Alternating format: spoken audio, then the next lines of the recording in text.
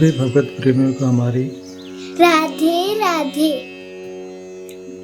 मानव जीवन का सर्वोत्कृष्ट फल सत्संग श्री भक्तमाल कथा के माध्यम से हमें मिलने जा रहा है। श्री भक्तमाल कथा के प्रधान श्रोता हमारे श्री प्रिया प्रीतम जी हैं। उनके श्री चरणों में प्रणाम करते हुए आइए आज के भक्त चरित्र का श्रवण करें। राजस्य खट्वांग किम धनेर धनदेर्वा किम कार्मेर्वा कामदेरुत मृत्युना ग्रस्य मानस्य कर्म भीर्वोत जन्मदे। जो मृत्यु के फंदे में जकड़ा है उस प्राणी के लिए धन से या धन देने वालों से क्या प्रयोजन, कामनाओं से तथा कामनाओं को पूर्ण करने वालों से ही उसे क्या लाभ, और जन्म देने वाले जन्म मृत्यु के चक्र में डालने वाले कर्मों से ही उसका क्या हित होना है। महाराज सगर के वंश में विश्वसह के पुत्र हुए महाराज खट्वांग जन्म से ही वे परम धार्मिक थे। अधर्म में उनका चित्त कभी जाता ही नहीं था। उत्तम श्लोक भगवान को छोड़कर और कोई वस्तु उन्हें स्वभाव से ही प्रिय नहीं थी। न तो स्वर्ग आदि लोक देने वाले सकाम कर्मों में उनका अनुराग था, न लक्ष्मी राज्य ऐश्वर्य स्त्री पुत्र तथा परिवार में ही उनकी आसक्ति थी। कर्तव्य बुद्धि से भगवत सेवा मानकर ही वे प्रजा पालन करते थे। महाराज खट्वांग ने शरणागत की रक्षा का व्रत ले लिया रखा था। उनका इतना महान पराक्रम तथा प्रभाव था कि जब भी देवता असुरों से पराजित हो जाते तब महाराज की शरण लेते। उन दिनों असुर प्रबल हो रहे थे।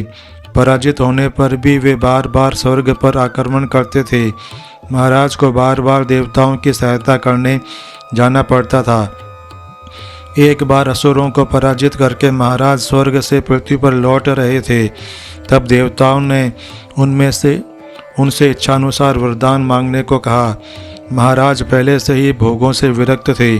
संसार के मिथ्या प्रलोभनों में उनकी आसक्ति नहीं थी।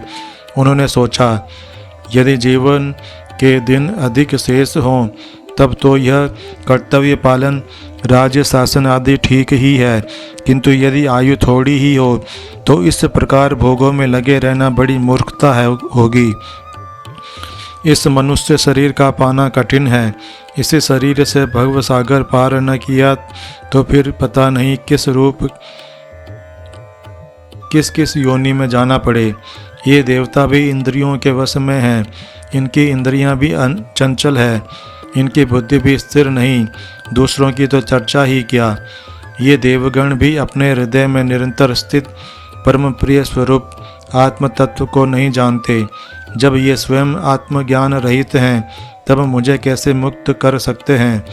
यह सब सोचकर उन्होंने देवताओं से पूछा, आप लोग कृपा करके पहले ये बताइए कि मेरी आयु कितनी शेष है। देवताओं ने बताया कि महाराज की आयु 2 घड़ी ही बाकी हैं। जब 2 ही घड़ी आयु शेष है तब भोगों को लेकर क्या होगा। देवगण दीर्घायु दे सकते थे, किंतु महाराज को शरीर का मोह नहीं था।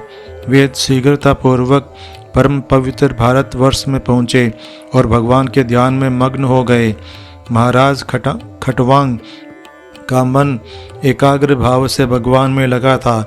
शरीर कब गिर गया इसका उन्हें पता तक न लगा। धनी है महाराज खट्वांग। महाराज की आयु तो उस समय 2 घड़ी बची थी, किंतु हम सबको तो यह भी पता नहीं कि 2 पल भी आयु शेष है या नहीं। भगवान को पाने में कुछ 10, 20 या 100, 200 वर्ष नहीं लगते। सच्चे हृदय से एक बार पुकारने पर वे आ जाते हैं। चित्त को एकाग्र भाव से उनके चरण चिंतन में लगाकर एक क्षण में प्राणी उन्हें पा लेता है। खट्वांग जी की भांति सिर पर मृत्यु को खड़ी देखकर भोगों से चित्त हटाकर उसे तुरंत भगवान के चरणों में ही लगा देना चाहिए। आज के हमारे भक्त चरित्र का वर्णन इतना ही। कल हम एक नए भक्त चरित्र के साथ श्री प्रिया प्रीतम जी के समक्ष प्रस्तुत होंगे। आपको हमारी राधे राधे।